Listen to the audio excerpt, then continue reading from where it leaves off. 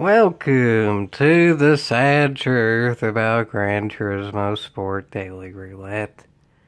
By Daily Roulette, I mean the thing that you get after 26 miles that does the spin for the car, the daily reward, whatever you want to call it.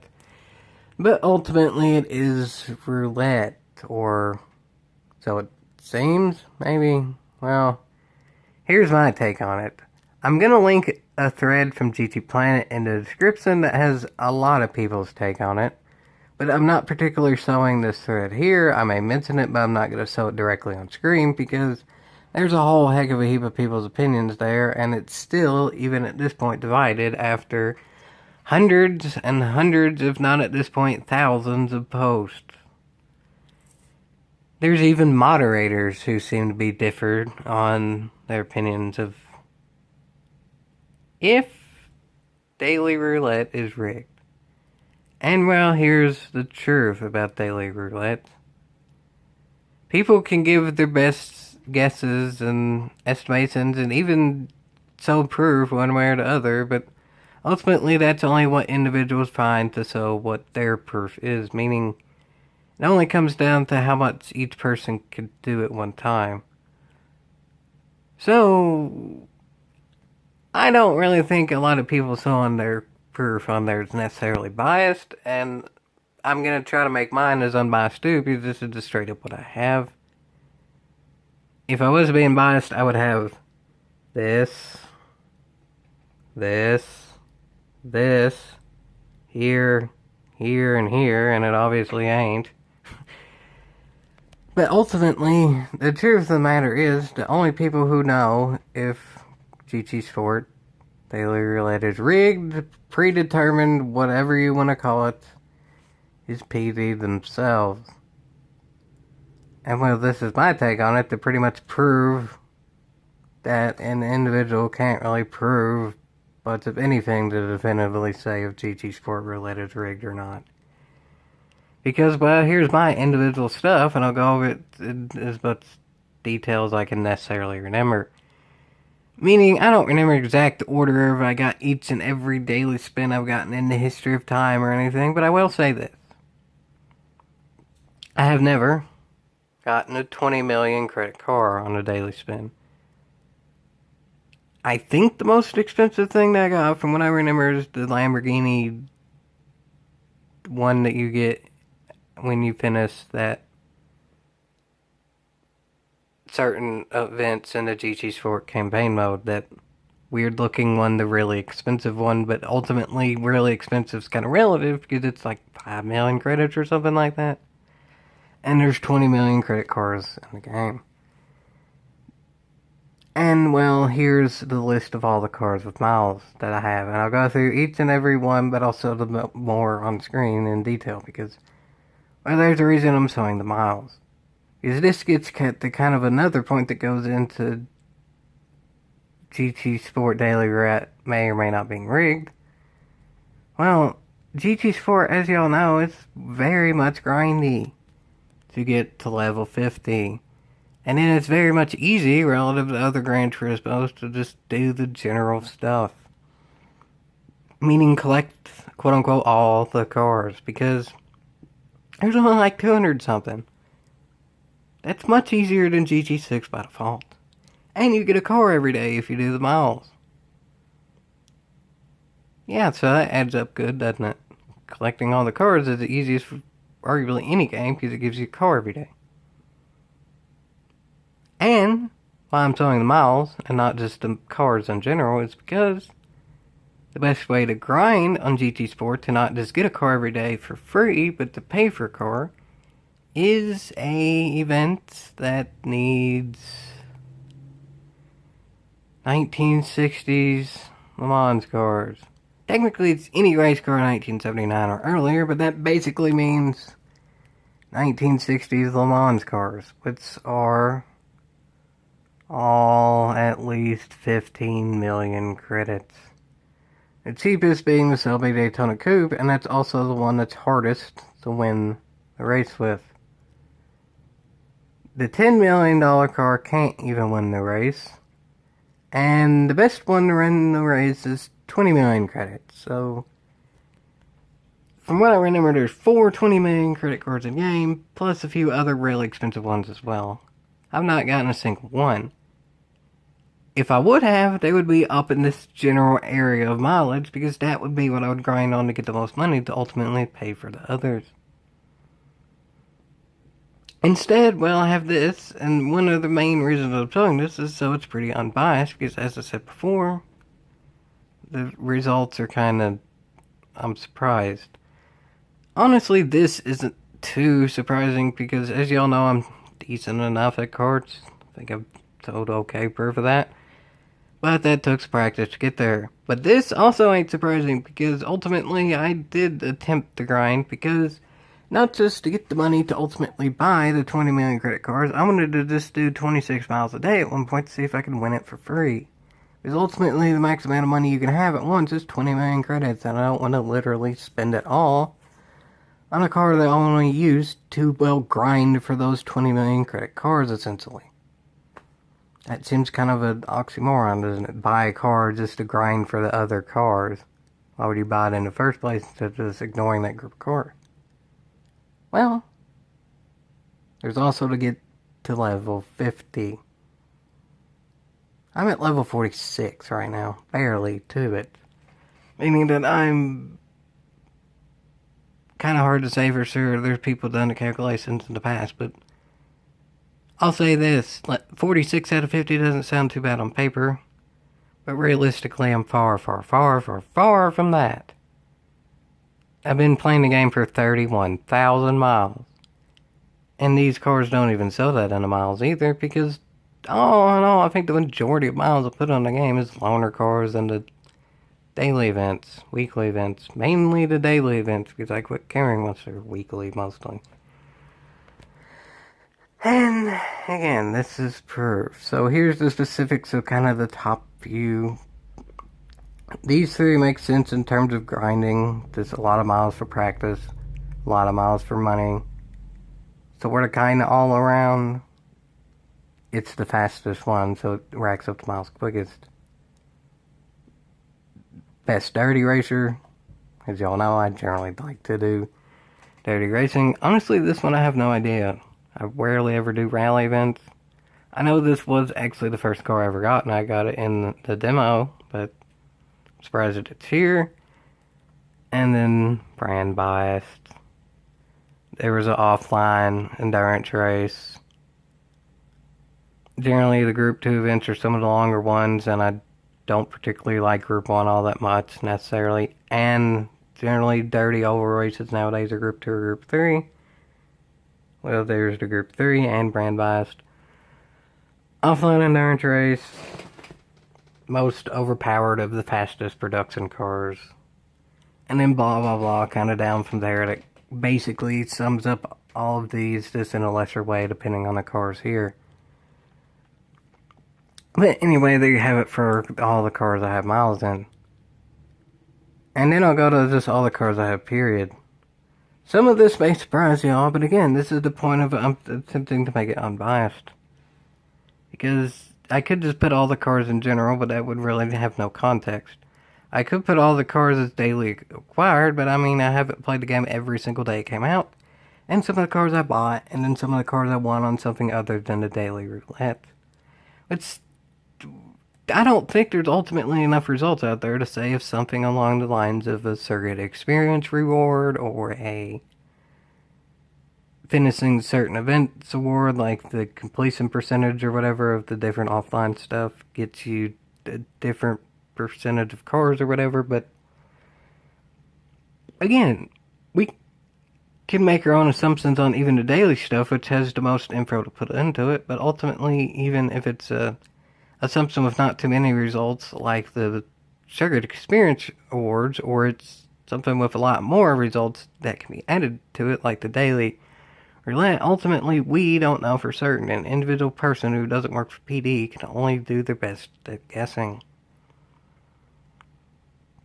And, well, this leads to more of the final point, other than some of the cars I have, proving not one of them is a 20 million, or even a 15 million, or blah blah blah.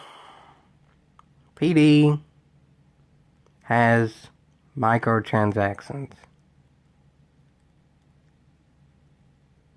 PD has extremely broken microtransactions. Here's proof on my screen that I've never gotten a 20 million credit card. Haven't bought one, haven't won one. I'd rather not have to buy one because I'd prefer to win one, but on average, and even the GTPlanet poster showing this on average, people have different opinions, but more people seem to have this opinion than the other. It's harder nowadays to get the 20 million credit cards than it is to get the others. And you may be thinking, of course it's harder to get those than others. There's only 4 of them, and then there's all the others. But even for one individual 20 million credit card, it's harder to get to one individual card of any other spec. On average. Again, you may have a different opinion than that, but ultimately, again, let's be real here. An individual does not know an exact answer to this question. We don't. It may be rigged. It may be predetermined. The odds may be less to get to 20 million credit cards than it may be to get others. It may be a combination of all of them. What we do know is that the microtransactions that Polyphony Digital have allow you to buy any card that are 2 million credits or... Logical sense would be the next thing that I say after or is more, but it's less.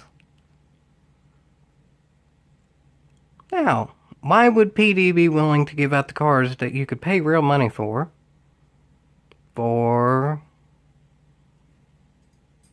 higher chance than the ones that you don't pay money for? Well, let's put it this way, folks. If you pay real money for a car in this game that's cheap, and then you win it later in the mileage exchange, you would be pretty caught pig and mad. You paid real money for a car that you just ended up getting for free later. So then, let's say on another mileage exchange, you see on the wheel a 20 million credit car, and then you don't get it. On the next wheel, you don't. And for 18 wheels in a row, you don't see a 20 million credit car. And when on the next wheel, you see that 10 million credit car that can barely win any races at Alfa Romeo. You don't even get it. And then 64 wheels later, you see one other 20 million credit car. And you don't win it. Ultimately, that's so long of a gap in between. And there's so much anger before in that one other thing where you paid real money for a car and then got it for free. You're not necessarily going to remember not getting those 20 million credit cards. Because there was such a gap anyway, and there was so much anger from the other thing, that may be ignored. And again, the only people who know this for sure is PD, but here's my thoughts on that. Allowing you to get the cars that you could just pay real money for free in the daily roulette with higher odds is basically a scapegoat for them truly, in my opinion, rigging the roulette to have lower odds to get the 20 million credit cards. Now, you may be saying, why would they want to rig it? Oh, what's their benefit of having one card to get less than another? Well, because the event that gives the most credits and XP right now involves the 20 million credit cards. Meaning, if you happen to get one, you'd finish the game quicker. And even though obviously the goal of every game is to ultimately have fun, and the most fun you can really have for a game is playing through it all the way. And technically, playing through GT Sport all the way means getting to level 50. And you don't really get anything special for level 50 other than your sticker changes, like your Sapphire, Ruby, whatever driver, I can't even remember the order of it, that changes.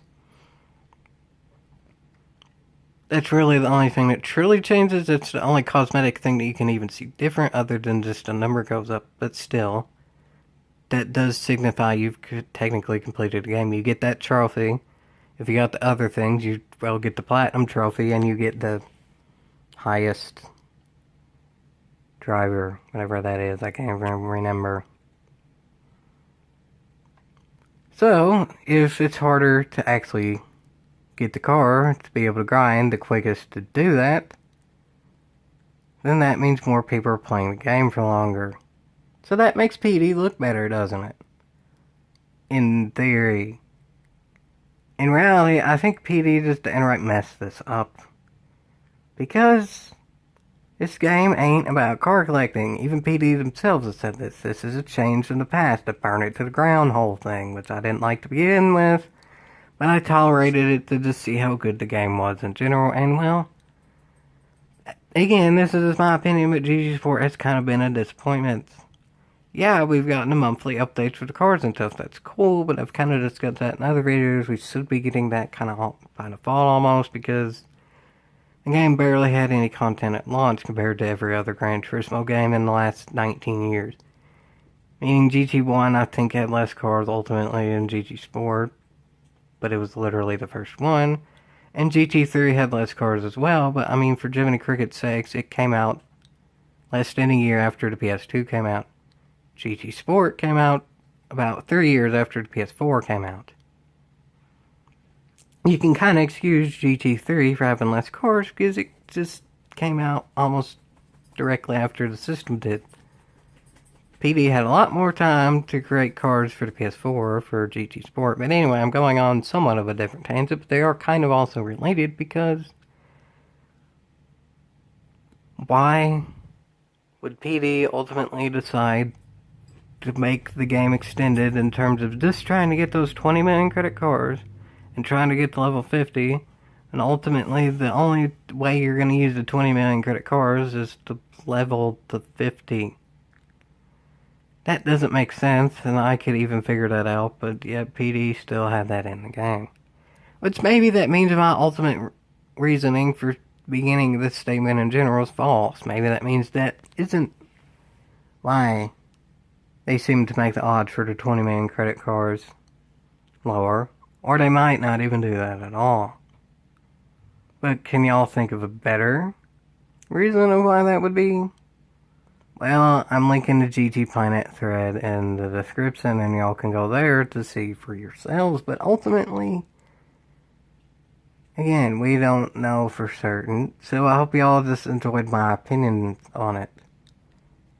Yeah, I do think GT Sport Daily Roulette is rigged, meaning there's less of a chance to get the 20 million credit cards. Is that 100% true? We don't know. What's the reasoning behind if that happens to actually be true? We don't know, but a lot of other people's had their guesses on it that you may very well like better than my own. So again, the GTPlanet thread will be in the description because, well, that'll be an interesting one to look at. I just kind of avoided doing that for this video because, one, I'll probably end up posting this video on GTPlanet, and it seems kind of redundant to analyze a GTPlanet thread on a video that I posted GTPlanet instead of just posting a comment in that thread. So I didn't put that thread in the first place just to not be redundant. And because I don't agree with all the opinions in that thread. And I'm just one person. This video is ultimately going to get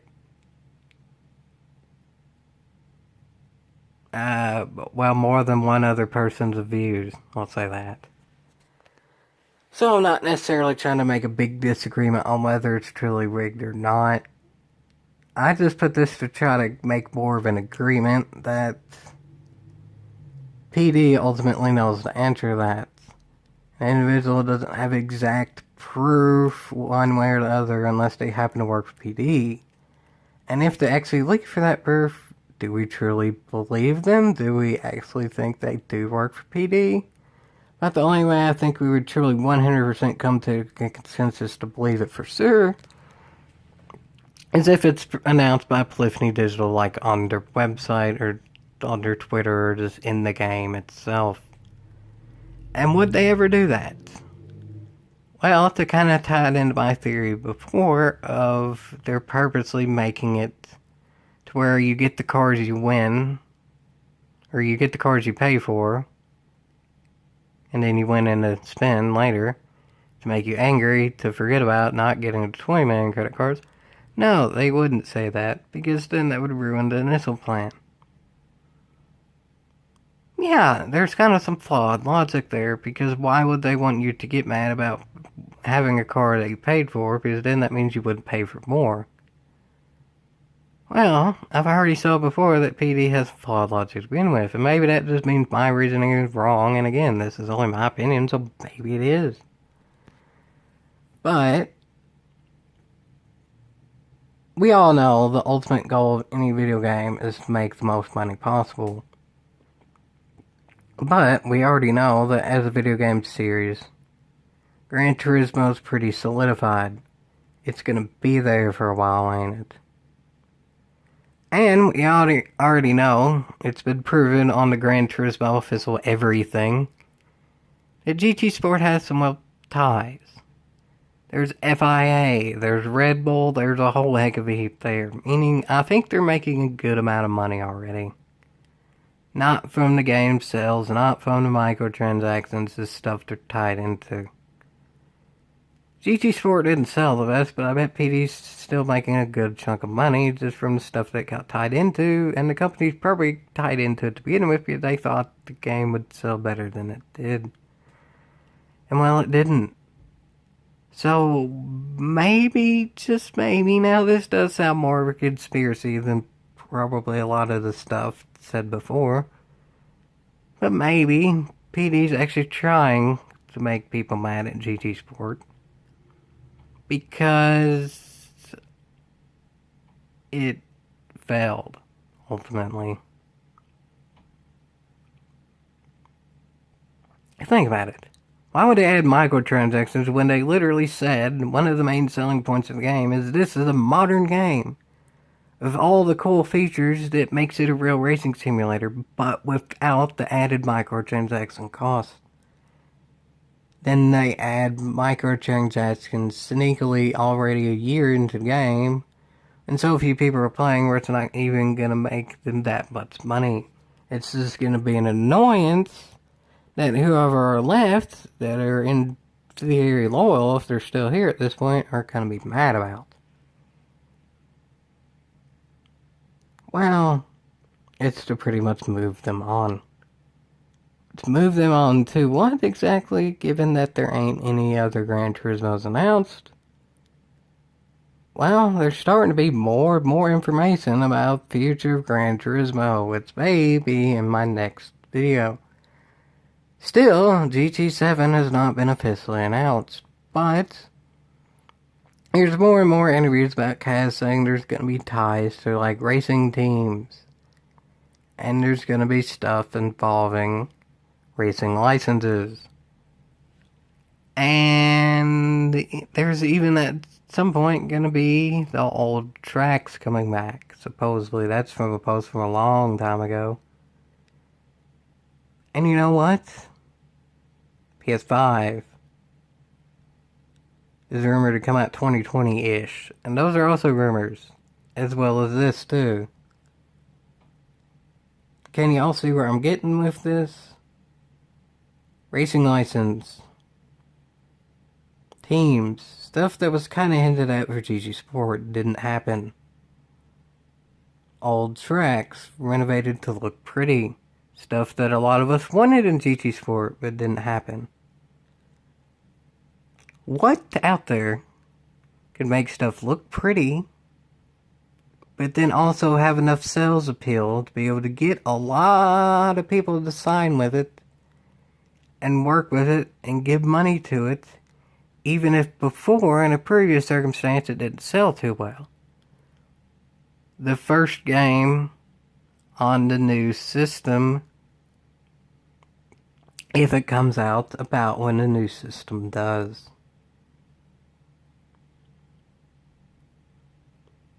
Yeah, doesn't that make sense, folks?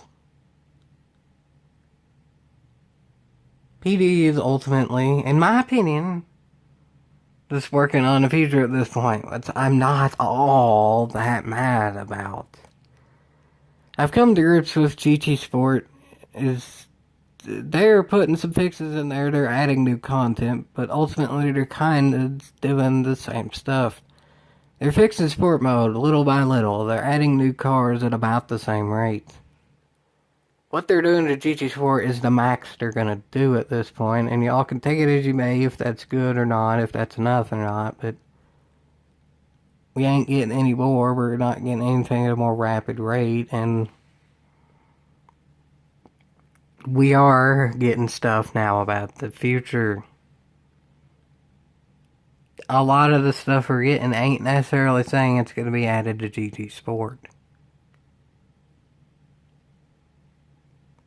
Yeah, I'm still pretty much boycotting GT Sport. But the day when we get an announcement for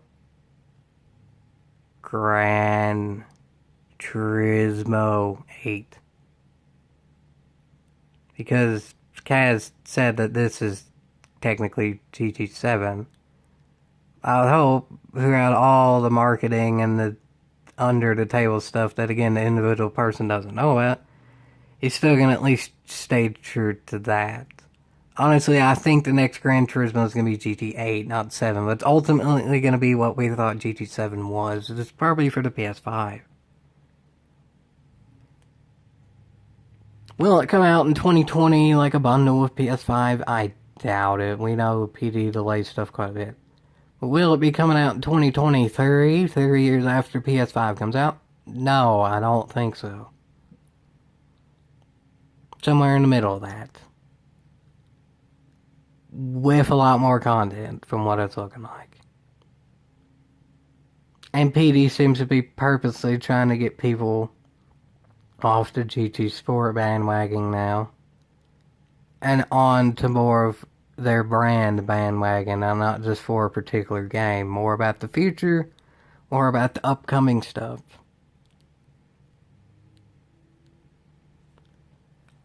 I don't think this is ultimately a good idea, as I said. They should be going a different route about this. They shouldn't just downright abandon the game that's already here. Which, again, they're not completely, but they're definitely not adding anything new to it in the sense of doing things different. They're adding new in terms of the content, but in ways in which they're putting that content in, not so much.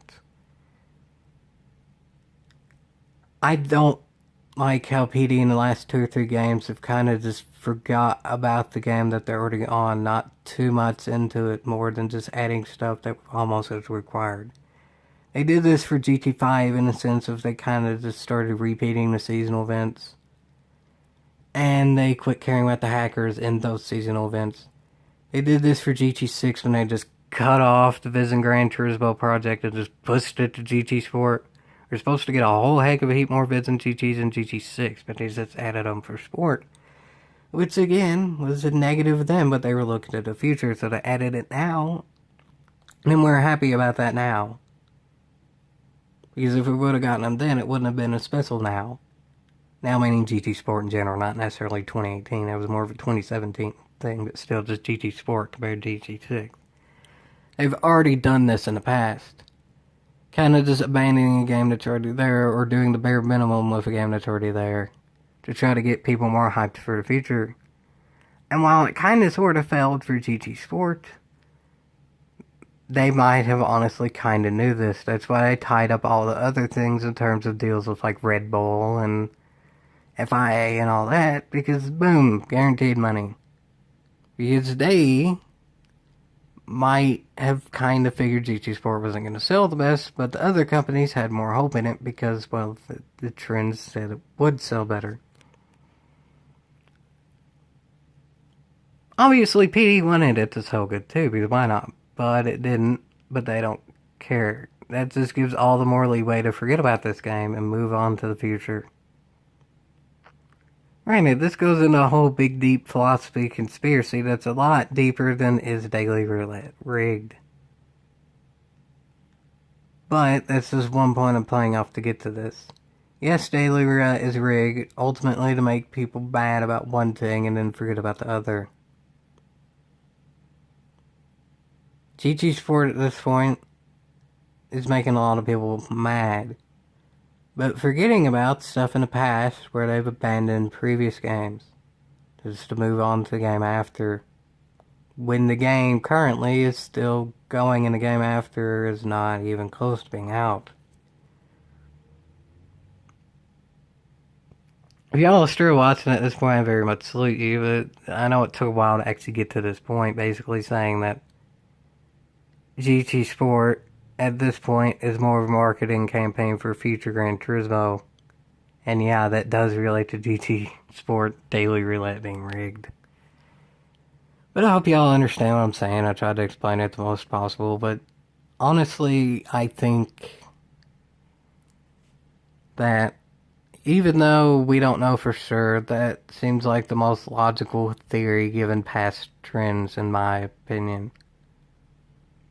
Maybe I'm wrong completely, but there's been proof on GTPlanet, given through a double link, that on average, it does seem like the odds are lower to get a 20 million credit card than it is to get others, meaning one individual 20 million credit card compared to one individual of other categories. And a specific example, meaning you're going to get a Peugeot 308 or whatever that hatchback is, more than you're going to get a Jaguar XJ13 or whatever that concept that never made it to actually race in the 60s Le Mans car was.